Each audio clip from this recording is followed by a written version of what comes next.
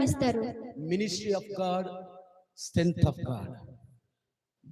ದೇವರ ಸೇವೆ ದೇವರ ಶಕ್ತಿಗೆ ಒಳಗೊಂಡಿದೆ. దేవుని సేవ ఆతన శక్తికి లోపల ఉంది, ನಮ್ಮ ಶಕ್ತಿಯಿಂದ ಅಲ್ಲ, మన శక్తిని ఇంకా కాదు. ಜಕರ್ಯ ಪುಸ್ತಕ 4ನೇ ಅಧ್ಯಾಯ 6ನೇ ವಾಕ್ಯ ಹೇಳ್ತದೆ, ಪರಾಕ್ರಮದಿಂದ ಅಲ್ಲ, ಬಲದಿಂದ ಅಲ್ಲ, ಕರ್ತನ ಆತ್ಮನಿಂದ ನೆರವೇರುವ. పరాక్రమంగా కాదు, బలంగా కాదు, దేవుని ఆత్మనింకనే అవుతుంది అని. 2 ಕೊರಿಂಥಿಯ 8ನೇ ಅಧ್ಯಾಯ 1ರಿಂದ 5ನೇ ವಾಕ್ಯ. 2 కొరింథీ 8ನೇ అధ్యాయము 1 ఇంకా